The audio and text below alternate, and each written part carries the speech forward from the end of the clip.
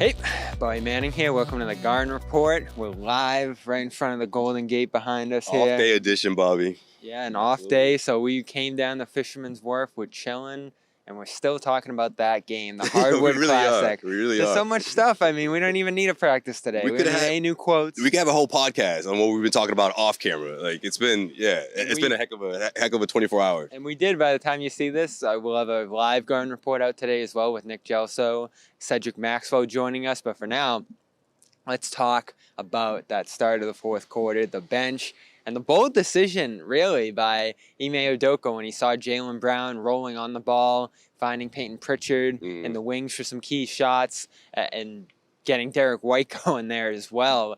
He liked what that three-guard lineup was showing, and he left Marcus Smart on the bench. And everyone's on Twitter flipping out. Is he hurt? What's going on with Marcus? He hasn't played in about a quarter now, and it was a long layoff between the middle of the third and the middle of the fourth when he ultimately came back in, really the late portion of the fourth. And once he got back out there, the Celtics were pretty much in full control of this game. So after the game, Ime Udoka talking said it was indeed a coach's decision, gave Marcus Smart credit for sitting on the bench. We'll play that in a sec, but just what's your impression of that move? I mean, look, it's the NBA Finals, Game 1. I feel like Ime was riding with the hot hand, and rightfully so. And look, that's not something Ime's done much this year, I feel like. But again, it's the NBA Finals. I feel like he knows that he can sort of throw curveballs, and he believes in these guys. And I think he knows that someone in Derrick White is going to rise to the occasion. That's exactly what he did. What's this, 3 games in a row now of just solid production off the bench, and this was the best one, of course, out of the 3. So, I mean, riding with that and just sort of seeing the flow of that and how he was able to, obviously make his presence felt on offense, but also be that defender on the other end as well, man. Like, it was that culmination of the second unit that you need. Even though it's a really thin rotation, I mean, you got plenty of production out of him. Well, White's, I think, a shoe-in there at this point. He's going to be a closer on this team. Right. We worried about him for a little bit. I started even worrying about his shooting at a certain point because to start this postseason, it was down to like 27% from 3. That first round series. 39% from the field, just ridiculously low numbers. Yeah, so he was doing nothing in terms of scoring. But as I wrote in Boston Sports Journal, they're in the middle of that Heat series. They got him rolling to the basket against the zone and some of the other looks. I think you pointed out, too, that early floater he hit over the Warriors zone look was what got him going. And for a guy like him, who's a pretty good finisher, has that floater in his arsenal, getting those shots for him close to the basket seems to have really gotten him going even outside of the three-point arc. And I feel like that's a shot that he was working on, right? Especially during that slump in the first round matchup. Yeah, we saw it. Remember that? And even though the Celtics obviously were successful, they swept the Nets, that was still something we were sort of, kept our eye on. We're like, wait a minute, what's up with the shooting percentages, the attempts, 5 points per game? But he found other ways to be productive. I knew he couldn't be one of those guys that can just set up for threes, and just be reluctant to doing that. He can attack. He can give you that floater. He can open things up, and of course, his playmaking skills can make a big, impact in the second half, like it did in Game 1. Yeah, and he'll be there. The question is Peyton Pritchard, who, again, we've seen him in bits and pieces this postseason. Other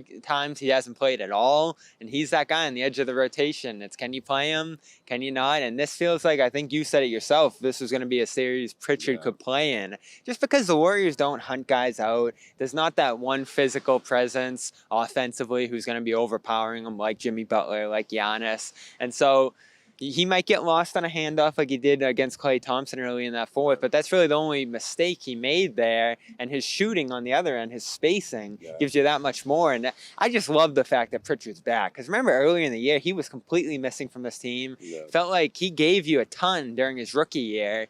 It was like, is it a sophomore slump? Did they figure him out? But he has found his spot in this league, which is probably a low-volume bench guy who makes the most of his 10, 12 minutes, and he really did at the start of that fourth. Yeah, I feel like he found his stride a bit towards the end of the regular season. That sort of carried over into the post-season, obviously, like we've seen. But also, you're not quite sure what you're going to get sometimes, right? When he gets those couple of threes going, you see the effort on the defensive end, which I feel like he's putting a lot of, emphasis on. Something that Ime actually talked about towards the end of the regular season. That's something that he's improved on, and that's exactly why he's getting more minutes and why Ime trusts him out there. So, if he gets, again, we've talked about it throughout the last couple of series and throughout the entire playoffs. If he gets a couple of threes going, he can get hot in a hurry. He can give you one of those 17, 18-point performances, and that'll go a long way in this series.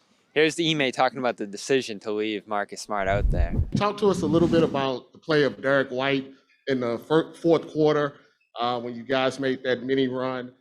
He really was playing aggressive throughout the game, but what did he really bring to the table to help start that run in the fourth quarter? And a little bit of everything. Obviously, going 5 for 8 from 3, but playmaking, shot making, and defense. Talk about we don't have much drop off when Marcus goes out and he comes in. His size and versatility on the defensive end, playmaking ability to get guys involved and be aggressive on offense was huge tonight. So to get 21 from him when other guys were struggling, and 24, even Peyton's 8, and 24 from Al, and 26 from JB. It's huge on a night where JT's not going. So we needed that from him. That unit kind of kept us rolling in the fourth quarter to start and defended extremely well. And Derrick has been playing extremely well lately, as you saw in the last few games in Miami series. So Smart does come back for the final few minutes there, hits 2 crazy threes, Yes. off balance, deep ones.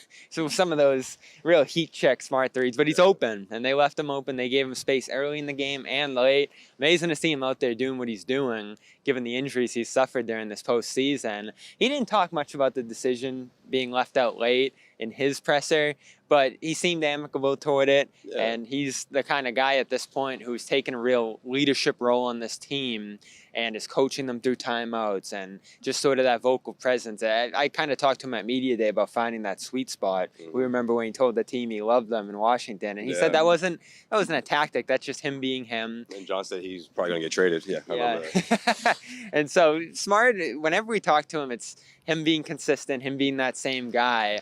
But I don't know, it feels like he's made sacrifices this year, and this is the latest one, sitting on the bench there while the team's rolling. I mean, look, he knew that the Celtics, whatever was happening, that 17-0 run, that switch, the way they completely controlled the tempo in that fourth quarter, whatever it takes to win, right? And I think that's the only time you're going to get an upset Marcus Smart, or someone that feels like he's been slighted, if he's not an opportunity to help the team win and they come up in a loss. Like, the Celtics are now 3 wins away from winning a championship. And Marcus Smart knows that he's going to have one of those big games throughout this series. I mean, he's had one every single series throughout the playoffs, essentially. So I don't see this, the NBA Finals being any different on this grand stage. So I'm not worried about Marcus. I'm sure that's not something he's thinking about, what Ime's doing down the stretch, because at the end of the day, they're not sure what to expect, but they're ready for anything. It seems like that's the mindset going up against a team like the Golden State Warriors. Obviously, guys that are seasoned, have plenty of championship rings. They know that. They know that they've been through it. So they're certainly going to, this is probably when that experience